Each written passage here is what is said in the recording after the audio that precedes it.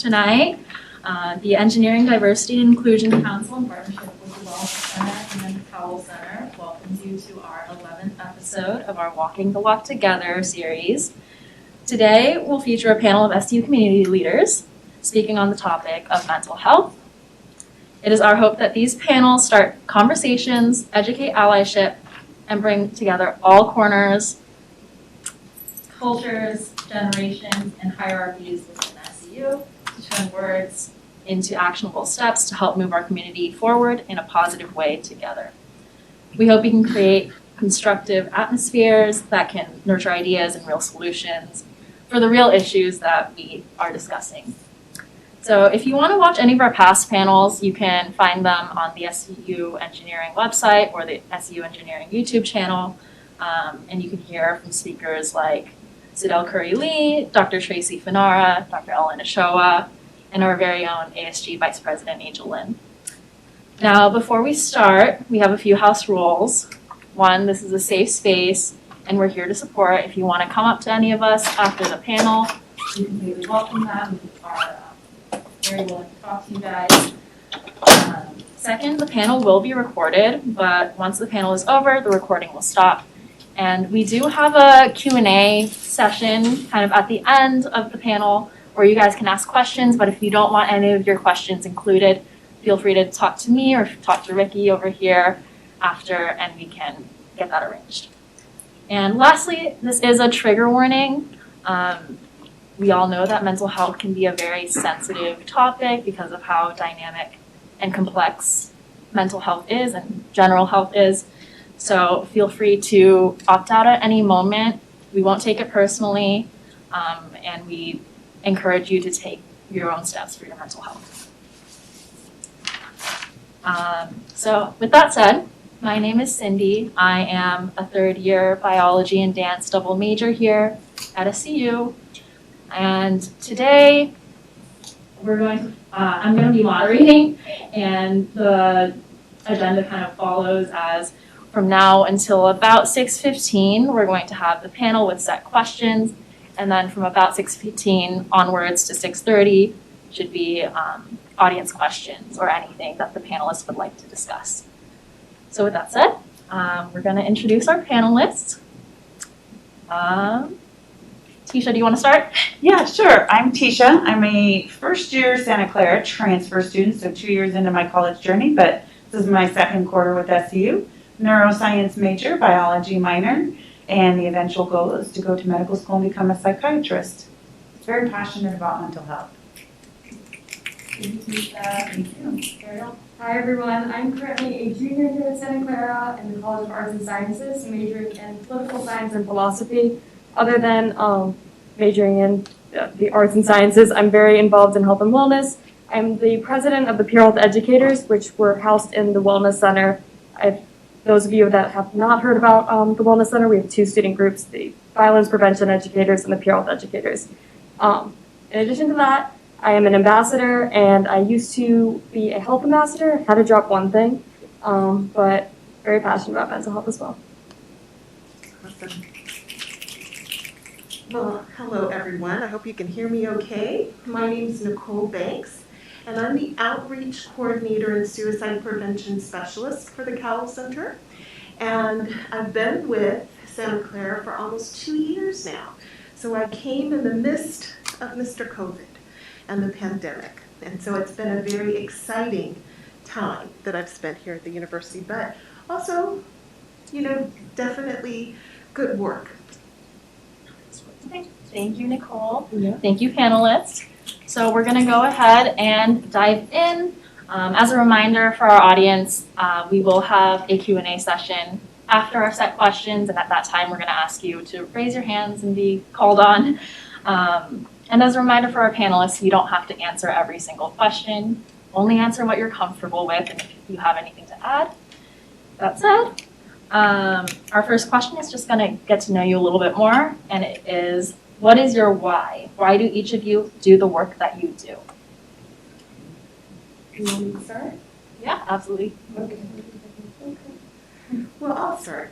My why is that I'm very passionate. Why I do what I do is I'm passionate about building leaders. And there is no better place to find leadership potential than at the collegiate level. So I have spent almost 30 years in education. And so for me, it is a passion of mine to build up. I started out with first generation college students who were from low socioeconomic backgrounds, and really helping them get into the collegiate system. So I'm just extremely passionate about building leaders. My other why that really is foremost is that I'm always one of service. I'm very spiritual, not religious, but very spiritual. And so I believe that if you're walking the walk, as the title says, then you must be of service and helping others. And so that's my foremost why, is because I just want to bring glory, bring goodness to individuals' paths. I think that's important to do in life. And that's my why. I will say my why is definitely a very loaded question when you ask what is somebody's why. However, for leadership positions here and why am I doing so much health and wellness work, did forget to mention that I'm also on student government. So I started out on student government as a first-year senator and kind of getting to know the campus and everyone and what their needs are and advocating for their wants. I am passionate about health and wellness, working out, doing all those things, but I saw demand. I saw people really needing that support, and I really wanted to be part of the solution and not the problem. So yes, love the goats and yoga and green juice, but I also want to be there to support my peers. So my why is a little bit, it takes us a little bit back further into some deeper stuff. I come from a long family line of trauma, abuse, neglect, substance abuse. My mother was is a heroin and meth addict. My father was a child molester. My grandfather was a child molester. Every one of my uncles is addicted to a substance, mostly heroin or meth. And I watched through the years as each of my brothers and sisters and each of my cousins inherited that disease of trauma and substance abuse. And I don't think that God gives us these challenges for no reason. I feel very strongly that the things that I've endured and the things that I've seen were meant to be a gift for me, so that I could reach into other people's darkness with them and help them come to the light and heal.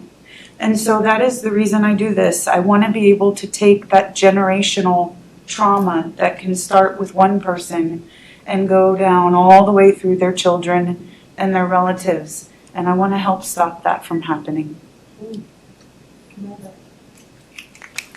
Thank you so much for sharing that. Yeah. Okay, so to really get into the questions now, is how can we work to eliminate the negative stigma of mental health on our campus and community? I think first and foremost, if I can just jump in there, is you gotta talk about it. If you're not talking about it, then you can't eliminate anything. It's still in the shadows. So first of all, you gotta begin to look at when you're going out in the world talking about, how am I feeling today, and really doing a check-in. So it's not just this superficial kind of like, oh, I'm okay. Really checking in with people about their mental health status, normalizing those kind of conversations are really critical. And I think that's a huge step in the right direction to make mental health conversations when you're in need more comfortable. I also think that people talking about reaching out for help is really important. So when you've had an experience or a journey, right? You just heard Tisha share her journey in life. It's so important to make yourself vulnerable. Brene Brown talks about that. And in being vulnerable, you can help for so many other people make it just an okay thing, like, I heard Tisha talk about it, so okay, I can share my story. I can go get some support. And that's why Tisha is a CCSA, a Cowell Center Student Ambassador, because she's willing to make herself vulnerable. She's willing to take her experience, go back and pull others and build them up. So absolutely, I think those are two key things.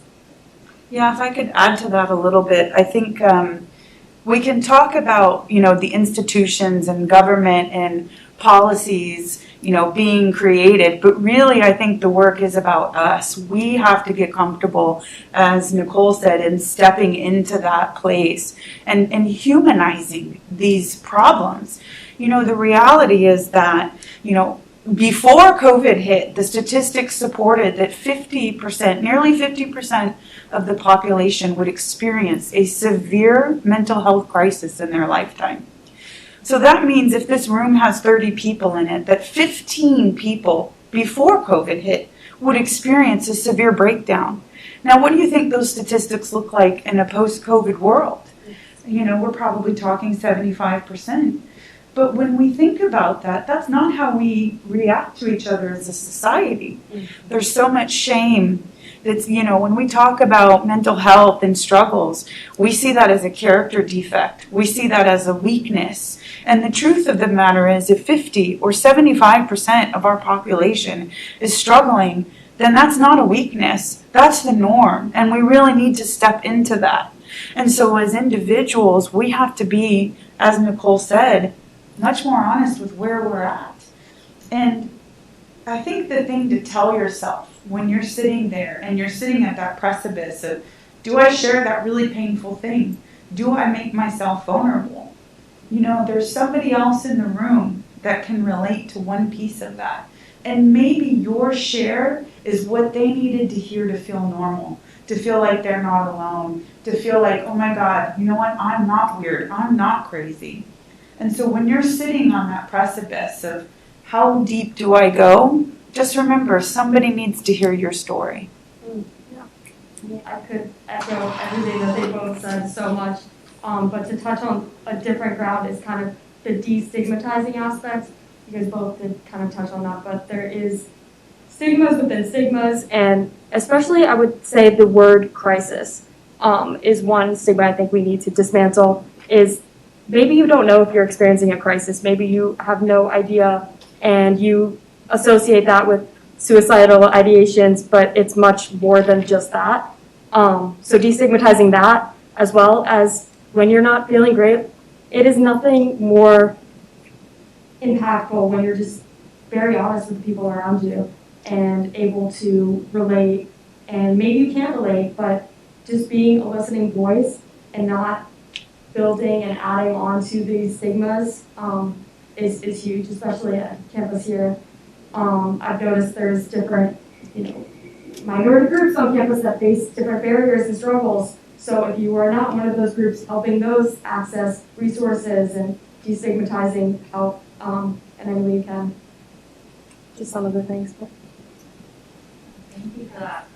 Ariel, you said something about how do you know if you're having a crisis, right? I think that's a bigger issue that educational systems could tackle. So that brings us to our next question of systematically, what can education institutions like SCU, school systems, and the greater kind of systematic world can do for mental health? What can they do? And what is SCU doing for mental health? Yeah, I can take that. So Nicole and I have obviously spent a long time talking about mental health on campus, particularly after last quarter's incidents. And, I can say that SCU has definitely increased funding, but the truth of the matter is there's a lot more work to be done. But some of the things that are in place right now is, one is they created the position that I take at the Cowell Center, which is a crisis and grief training liaison. And so in this role, I'm looking at, and you'll see surveys coming out on the campus, asking students how they are in their mental health so that we can get a pulse. And then really asking them what it is that they need, because we can sit here and think about what we think everybody needs, but at the reality, our vision is limited with what we know, right? So really relying on feedback from our student peers to create and implement some of those things. But the Cowell Center offers counseling, and Nicole's much more versed in this, so please jump in at any time. But there's also an after-hours call center. And then hopefully in the role that I'm in, as we get more information back from the student body in the capacity of what is needed, then we can roll out trainings around that. I think to your point, Ariel, the campus and most institutions in general really need to be educating on what are triggers, what does a struggling person look like, how do we approach them, what kind of resources do we have. And I think it goes beyond that, even in that a lot of people are afraid to reach out for help. I mean, I've been in that moment, and it's like, well, do I reach out for help? What's going to happen? Are they going to put me in a straitjacket? Like, what does help look like? And so educating around, like, okay, so you're in crisis. Here's what reaching out is going to do for you. And here's what the resources that are available. And so really educating to those points. But as far as the Cowell Center goes, you can come in and you can get counseling with a real clinician. And that's something here on campus, and they can talk to you about anything: academics, relationships, parents, family struggles, financial struggles, whatever it is. That's a resource that's here for you, and obviously you really do want to be taking advantage of that. And then, of course, reaching out to folks like myself and the student government and asking for the resources that the student body needs, because we want to provide those for you, and encouraging our administrators to ensure that we get the funding we need to be able to implement those things. To touch on the prevention side, because that is a lot of what the Wellness Center does, it is, especially given COVID and everything that has happened, having trainings online and going through, like, what does it mean to be in a crisis? What are my resources? We've definitely noticed a unawareness of resources or how to get help or symptoms. And I don't blame people for muting and not listening to another Zoom call, but that is a big problem that we're facing, is just awareness of resources and how to get help, destigmatizing it, and actually even knowing where to go. So building off of that, in addition, is peer health educators, a lot of them, same with violence prevention educators, are leading trainings in dorms and res life. However, they're not paid, so we've had a difficult time, getting that incentive. They are great, all of them, but it is a lot of training to go through in order to give other people training. So that's one thing that I would love adequate resources to be able to pay students and more prevention work to happen. But there is a massage chair and cookies at the Wellness Center, so you guys can stop by there. Sign me up. Well, I think there's a lot that campuses are doing to really help with mental health. Now, is there more that campuses can do? I think across the board we know this. We know that there's also a shortage in the mental health field. So if you are at all interested in studying the mental health field and sciences, I really want to encourage you to come be a part of our family. As one who is a trained clinician, I can tell you that it's a wonderful way to spend your life, helping others and giving back and helping them realize their best self. All right? So I want to say that we have a shortage in the mental health field.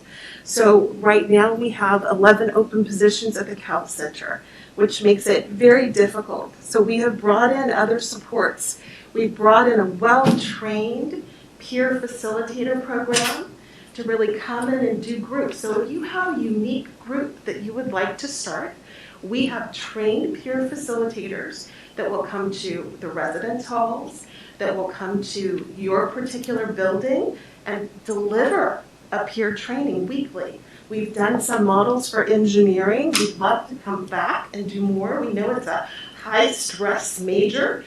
And so we think that we've seen the effects and the results. We've gotten 80% of people that say that it helps them de-stress, these peer groups, that it helps them with studying and succeeding in their academics. So we know from the results that they're successful. And they're very well trained. So I cannot laud them enough that you really should check out the peer facilitating groups. They're called T-chats. So we offer those. We also offer one-to-one coaching where you can come in and get support. And you would do that directly with myself. And we book Tuesday through Thursday for those appointments. We also have groups that you can come in and participate in. And those groups, we have about 5 different ones. They start at the beginning of every quarter.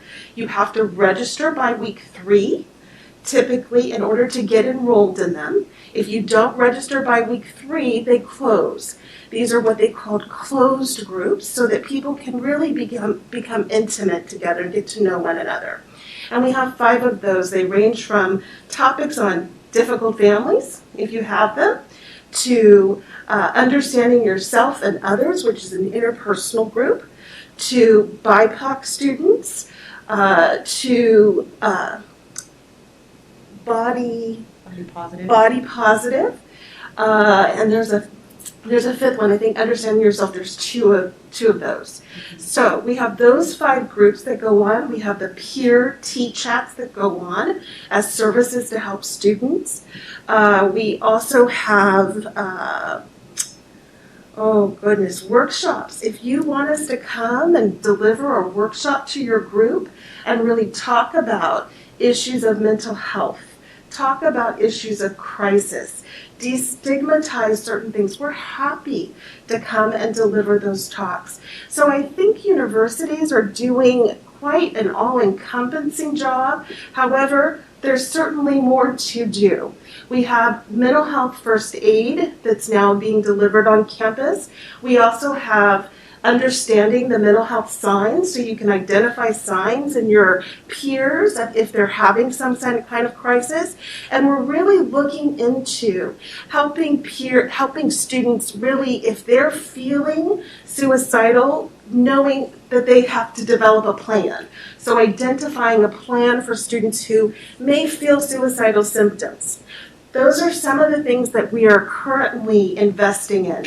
We also will have a meeting, I think it is next week, where we're going to sit and look at 5 different programs for after hours, meaning services that supplement Cowell Center and that you can call online. So that will be, students will actually be able to interview and meet these 5 groups and see. We currently have an after hours program that we offer.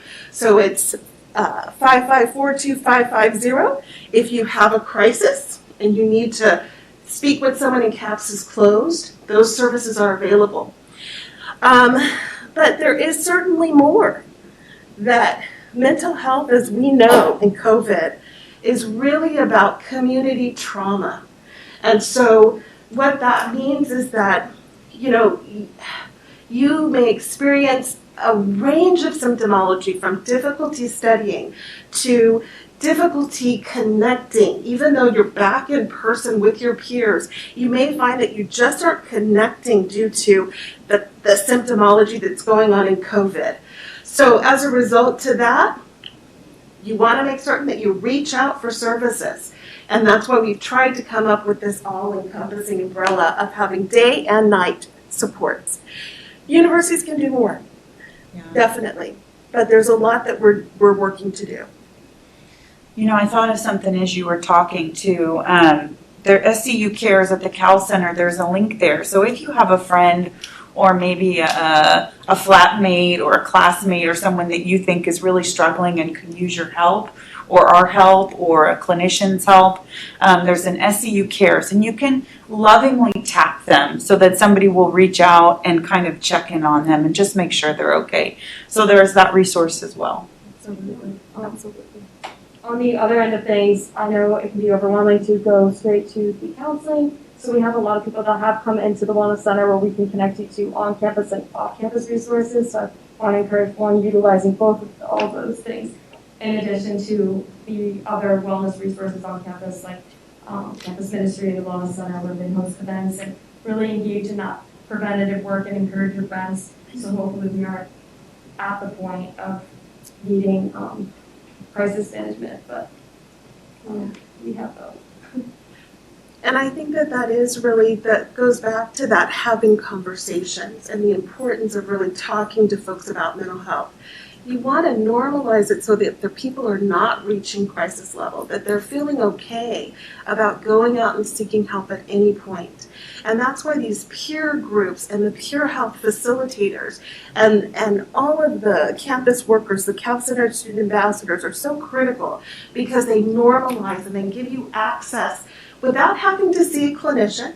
You don't have to feel like you're being diagnosed You can just get the support you need. And then sometimes I have found we've had about 40% of students who come in either through coaching or come in through the T-chats, and then they say, you know what, I really am now ready for therapy. And I feel better, and it feels easier to go and get the therapy because I've done these what we call soft entry points. So sometimes it's really good. Try the soft entry point if you're not quite comfortable or you're not sure if you really want to go to see a therapist.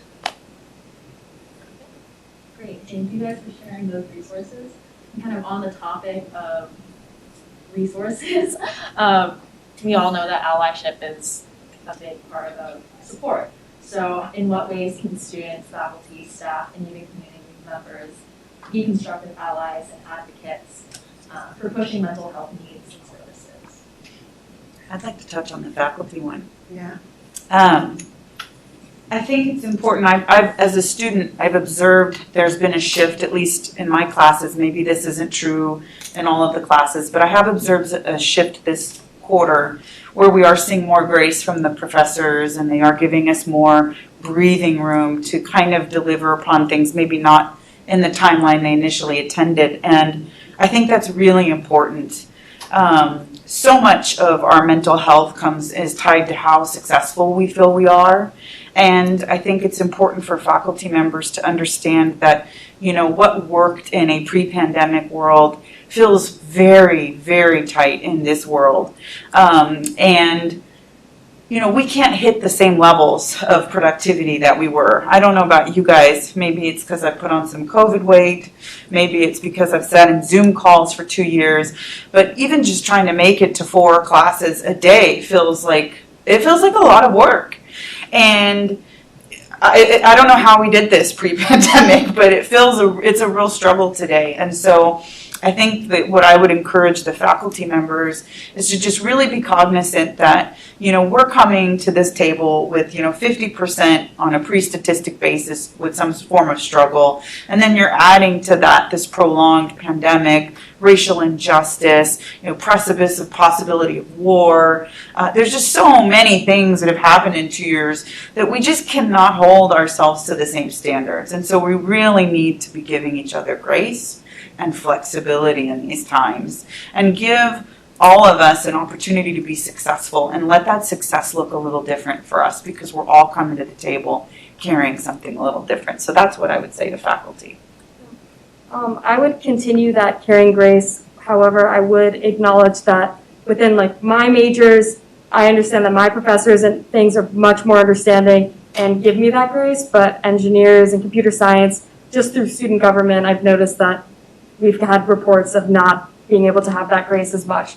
So what I would recommend for you, if you needed that grace more, is Wellness Center, Tiger, and Brave. They are great resources to reach out to professors and things and try to work with them. Also, if you want to report it through student government, and we are taking in names of all those faculty members to reach out to them, because there is a bit of a barrier between schools and which ones are more lenient and understanding. Given psych is very understanding with mental health, but I know, again, engineering is not. So giving that grace, but we also are here to help support you get that grace. So that's what I would add on to that. I think it's just important to remember that we're all going through very similar feelings right now. That's the really humanizing part of COVID, the pandemic, is that we're all really experiencing those difficulties. Faculty are too. And so I think that it's a two-way street, that we have to receive grace from faculty, and we also have to give grace to faculty, because they too are struggling. And so I think it's really important to, again, that whole talking about, I would love to have faculty come forward and share their struggles. I've heard them personally in my conversations, but I'd love even more broadly, because I think that it would make them less of a pedestal and more human, right? And you would see that they've got their challenges as well. I think it's really important during this time, as both ladies said so eloquently, to really look at alternative methods. Alternative methods for you may be turning in assignments. I heard one faculty member share with me that she talked to one of her students and said, if you can't do the paper, maybe you just draw it. Maybe you create a story around it. So if you're coming into those pandemic blocks that we can get, those brain blocks where you can't think anymore, and you have brain fog and you just can't do the assignment, or you're procrastinating so much that you can't get through it, that can be very helpful, coming up with an alternative. On the faculty end of things, I think it's really critical for faculty to look at alternative ways to instruct and really support you. So having more hands-on, more learning that's occurring in the classroom versus outside of the classroom, the books being more supplemental at this point so you can get the key facts in class, are all very helpful tips and techniques that I go around to talk about when I do what I call my Chitlin circuit at Care Week. So those are things that we'll be promoting to the campus and faculty.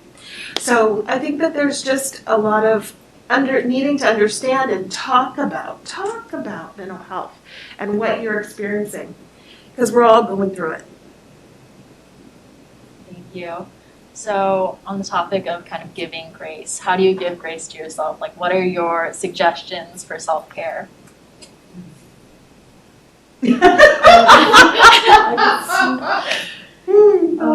I'm gonna laugh because I feel like everyone in this field that noticed has said that managing your time and like, overworking yourself, as ironic as that is, seems to be the biggest thing. Is everyone says the inability to say no. So I've learned the ability to say no, which is a big self-care thing. I also love giving myself grace by making time as if it's one of my assignments to do something for myself, whether that's waking up and journaling, making sure you drink enough water. If you see me carry that huge thing of water, staying hydrated, getting outside, all these things that seem really basic are proven to improve your mood, your academic success, all the 8 dimensions of wellness. So a lot of people, especially I've noticed in the engineering school, when I'm like tabling here, have no idea. They're like, well, mental health, like how do I take care of myself, this, and I'm like, well, look, it'll help improve your grades and your ability to focus and stay there. So nutrition, balanced diet, getting outside, journaling, all these things are really ways that I give myself grace. I think probably my biggest way, because it's a challenge for me, to be quite honest. Okay, because work is my passion, and I love what I do. I love working with SCU. So it is a bit of a challenge for me to always get a balance. However, one of the things that I know that is critical to me maintaining balance present day is my self-talk. So if I'm noticing that I'm speaking negatively, then I notice that I'm not caring for myself the way that I need to. I'm not looking for strategies to implement to make my day better, giving myself grace, whether it be around an assignment. If I'm talking poorly to myself about I can't do this or I'm just too fatigued, then I really have to switch that self-talk.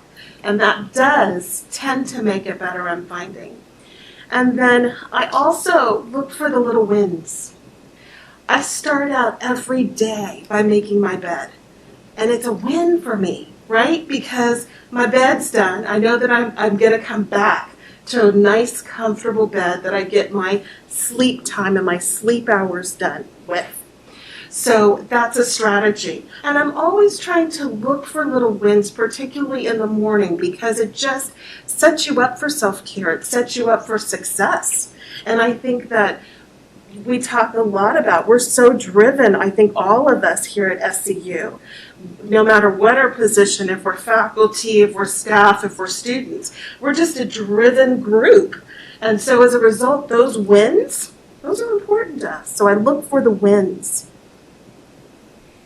Yeah, I mean, for me it's rough because I used to be so good about meditating and doing yoga, and that was my way of keeping sane. But the reality is I don't have time for that every day. I'm juggling a full load of classes, working 2 jobs, working as a peer advisor, and ambassador, and then taking care of my grandmother, like the social life. It's crazy, right? So at the end of the day, like Nicole says, it's little things like keeping my room clean, because I can't concentrate if it's like white noise if my room is messy.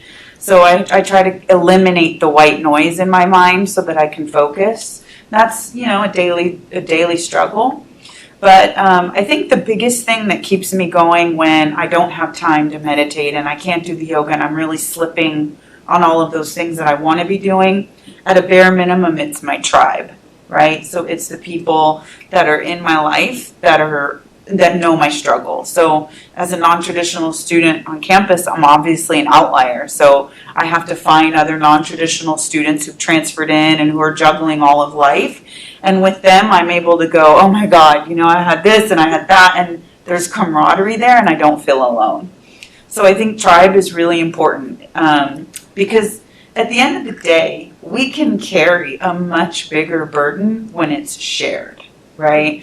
And so if we know we're not alone, if we know that what we're going through, you're going through and you're going through, suddenly it becomes a little easier to carry. And so I think that's really important.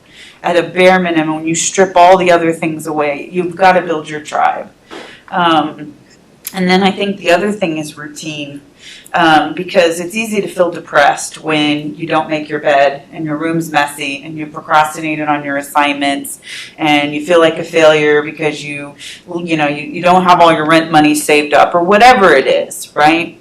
And so the reality is, in those moments, you really have to build a routine. And it's simple stuff like making your bed, making sure you're out of bed by whatever time it is every day, because that eliminates those little things that chip away at our self-confidence and that add up to depression. And so at the end of the day, when I strip it all down, it's tribe and routine. And then if you have the time and you've got the luxury, then meditate and do yoga and go out for walks in nature and stuff. But at a very, very minimum, that's tribe and rhythm. I so agree with everything you guys said. It's really hard to juggle classes or being so busy all the time, taking those little steps in between to take care of yourself. So important. Now this last question was from our RSVP form, and it is, please address substance abuse and sobriety resources available on campus for our students. I can touch a little bit on that because that is a wellness center. Traditionally, group we would have is the Burnt Out Broncos. Given that the director, we're still trying to fill that position. That group is not running, but we're looking to get that running on campus next quarter.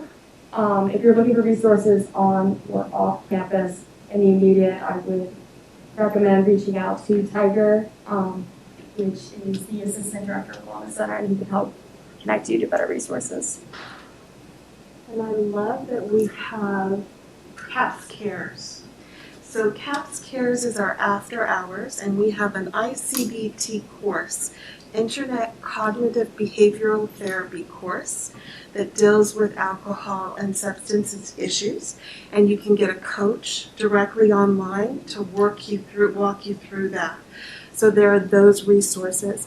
We also have just now hired a new case manager. She'll start on the 16th, I believe it is, of March. And she is able to give you off-campus referrals that may be specific to your social and economic background that you want to pursue. Some support around drug and alcohol issues, because I know there's certainly the Asian Pacific Islander organization that's off campus in Santa Clara. They offer support. I believe Bill Wilson also offers some support. So there's the city of Santa Clara that also offers some support. So you can certainly network through the Cowell Center and locate off-campus supports as well. And then there's also therapy. You can come in, speak with a therapist, or if you'd like to maybe start a T-chat group, that's working around building a tribe that supports you, and we could collaborate because we love to collaborate. And these are the pros that do that. So it would be great while they don't have their director, maybe we could pull something together. And that's always a good thing. So if that's something that you really would like to see, please make contact with either Ariel or myself. And we're happy to get together and support one another. I would like to mention just really quick on the topic of substance abuse is Narcan and what that is, and it's for opioid overdoses. The county of Santa Clara offers it for free. You email them and they send you a 15-minute video and you could go pick it up, or we could coordinate a whole group to get that training and Narcan for free. It can save overdoses from fentanyl, and that is in anything, not just the stigmatized drugs as well. We're having a training on campus for that. I can't think of the date off the top of my head, but that will be on campus, so please register for that as well. Obviously, addiction is very near and dear to my heart. I work at a county rehab facility for mothers who are addicted, and we have both the moms and their dependent children in the facility. So I spend my days, not when I'm not here, dealing with addiction. And I can tell you that the county has resources available as well. So there is, Santa Clara County has Pathways, which is a means to get into the rehabs. And so they have outpatient rehabs and they have live-in patient rehabs, and they're basically classified on a level which you'll go through a counselor who gets assigned to you and establishes what would be best for you. In addition to that, you have Alcohol Anonymous, which at first blush sounds like it's for alcoholics, but it's really for any addiction.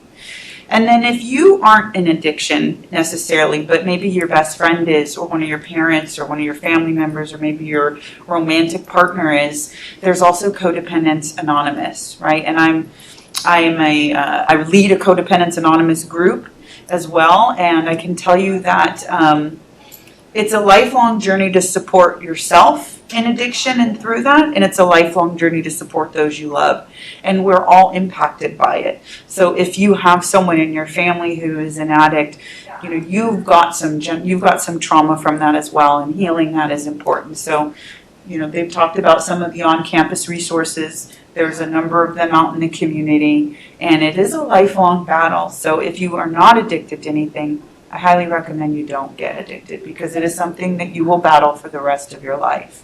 I can tell you that from working with moms who are their children, custody of their children is on the line, and they want nothing more than to be with their children, and the addiction is so strong that they're struggling to hold on to their kids. So it's definitely not something you want to get involved with if you can avoid it. Thank you, panelists. So that's the end of our set questions. So I want to open it up to the audience for any questions that you may have.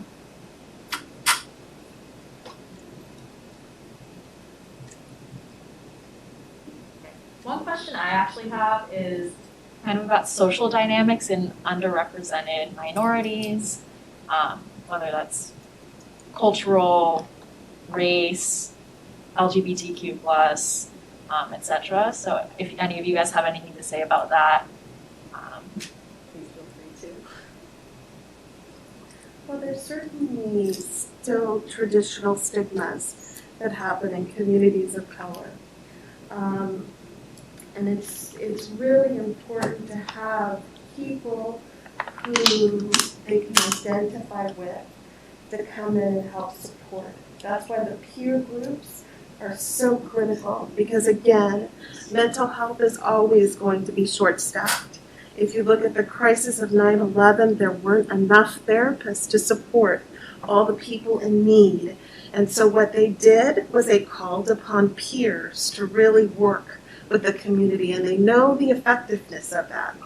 So peers are really important, because if you don't have someone who you can identify with, who can identify with your story, then sometimes it's hard to let the healing happen, to really open up and share, right? Because you just feel this disconnect. So peers are critical, I think, in the whole, when you look at diversity and inclusion for mental health. That's key. I'll start there and then see where else you guys want to pick up and maybe tag in again. Anybody else want to comment on that? I can just say, from my perspective, I'm not a person that is affected disproportionately, part of a minority group, but I've noticed the people that have this additional stigma. So we have this big umbrella of like mental health is stigmatized, but then within is certain communities have an additional stigma, and I can't speak to exactly what that stigma is. However, we notice it impacts them more. They're less likely to reach out to get resources because they have this additional barrier. So I think targeting and, again, support from peers that represent that group is very key. Yeah, and I think for those of us who can't really relate, right, because we're not persons of color, I think the thing that's important there is awareness. I have very close friends who are Hispanic, Mexican American, and culturally, the men in that culture do not seek help for mental health. And so it's little things like that, and like, you know, Nicole had shared, it's little awarenesses like that that allow us to open up the conversation. Like, hey, you know, I know it's probably not culturally okay for your dad or you to reach out for help, but maybe we should really talk about that, you know? Like, it looks to me from the outside in that maybe you need some help, you know, and that's not a bad thing. Let's get you that. So I think just really being aware that there may be things we're not aware of, but still being willing to broach those conversations, right? And I also want to say, you know, on the other end, if you need help, don't let the face dissuade you from getting the help that you need, right?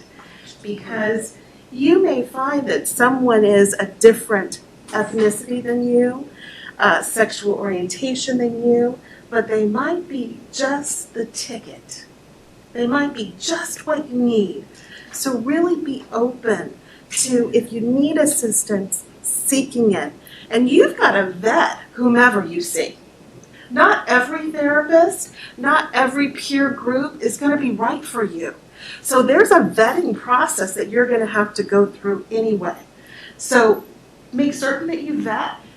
If you find that the person is not right for you, move on, and that's okay, right? But don't always judge by necessarily what you're seeing as the overt package, because you may find that there's some supports that they can give you that you wouldn't get otherwise, and that you need. I really want to emphasize that there are so many resources on campus that you might not necessarily know about, but you can seek them out. There's a lot of orgs within the School of Engineering and Arts and Sciences especially that you can find in the disc that can point you in the right direction. And they might look like you and you might feel a little bit more comfortable, even though Nicole said you shouldn't necessarily judge based on how they look or anything like that. Rule out. Not rule out. Not judge. Yeah. You always judge, but not rule out. Yeah. Okay. Yeah, but we all know that it is a little bit more comfortable to see someone who you look like. Absolutely. You don't have to rule them out as a resource, and they can someone is always willing to point you in the right direction. So yeah, I want to thank you all for this meaningful conversation, and I just want to open up to you guys for any closing statements, any last things you want to say. Anybody have a question? Did anybody have a question? I can make a statement. So I'm a staff member with 3 teenagers. So during the pandemic, my daughter went to rehab. My teens were in, my other twin boys were in drug and alcohol treatment. And I went to CODA, the codependency through Kaiser. Now, all this was hell, right? But the lemonade of this is our family is better. It's crazy. My daughter is better. She graduated high school and she is going to community college. I'm better, right? I feel better. I'm exercising. I'm doing things that I didn't do before to help my brain. My teens are not using drugs and alcohol. It's crazy that it was a horrible, horrible time to have her in rehab and go through all this. But through all these things that you do, like if you go to counseling or whatever, you might end up feeling better than before. Like, you might be flat, you might go up, not just come to a level where you're acceptable. You might feel better. And it's crazy, you go through these things, and anyway, I wanted to share that. You know, that makes me think of something that I think is really important in a talk like this, and especially when I reflect back on last quarter and those things. When I was sitting with those things, I think the big thing to remember is that failure is not the end, right? And when I thought of those people who made that decision last quarter, that failure, whatever it was in their life, was the end for them. And you've just heard, like, addiction doesn't have to be the end, right? The things that happen to me don't have to be the end. It can be a catalyst for something great. And that's, I think, the most important thing if you are in crises, is to not let that failure, not let that wall, whatever it is, however great it feels, because it can feel like the end of the world. It really can. But you have to remember it's not. It's not the end of the world. And so that's a really great point you made, in that, you know, it doesn't have to be, and great things can come from that. I think, like, to some of the women who graduate our rehab, they've come in with terrible traumas. And that's the truth, is most of the addiction is coming from something they don't want to face, right? And they have no mechanism for coping. And so they turn to a drug to hide from that. And they walk out of the program with a ton of coping skills. They walk out with a whole new friends of people who are just like them, walking that journey. They walk out with a new language. There's so much that can come from the bad in our life, but we have to stay in the fight to get there. I love that. Well said. I really like what you said. Made me kind of think of, like, progress is not linear. When I kind of was dealing with my own trauma, I didn't want to necessarily, like, get help. Because I was like, I don't want to face all these feelings and open up the door and know that, like, again, it kind of sometimes can not feel great before it goes up. But if I hadn't, I wouldn't be the person I am today. Getting help was the best thing that I could have done to now be able to support others and cope with my own feelings. And I think that's another thing that people need to remember, that progress is not linear, and to utilize resources, encourage your friends, your family. Everyone could improve health and wellness. Thank you for sharing your story. Thank you. Thank you all. Do you have any last closing statements from the panelists, or any questions from the audience before we wrap up? Yes?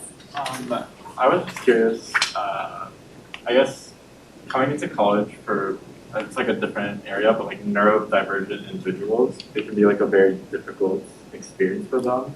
And maybe I'm not aware, but I'm curious if Santa Clara has any groups or any systems in place besides like the accessibility office, or for neurodivergent individuals or people who struggle with that.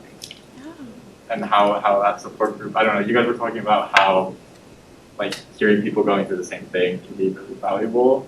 And I've always just, like, kind of noticed that that's something that's talked about less. And there's, like, a high percentage of comorbidity between neurodivergent people and a variety of, like, mental health issues. Yeah. So, I don't know, just something to ponder on. I can speak a little bit to that. As someone that has ADHD and is slightly dyslexic, I know what you're talking about with the community and not really understanding that. So it is the Office of Accessible Learning that is the resource to go to, but I will say that, one, getting counseling and hearing that, one, talking to my friends too that know me, and like, that's just not how I learn. My professors know, and that's helped me destigmatize. But Wellness Center resources, there isn't a direct group for it. But that's something I'll think about too. Well, we have 3 things. We have an SCU boot camp that we did. We're not doing it currently, but the coaches still remain. And those coaches, we worked with a few neurodivergent students, and they reported back that they had real success. They felt more accomplished, they felt more comfortable.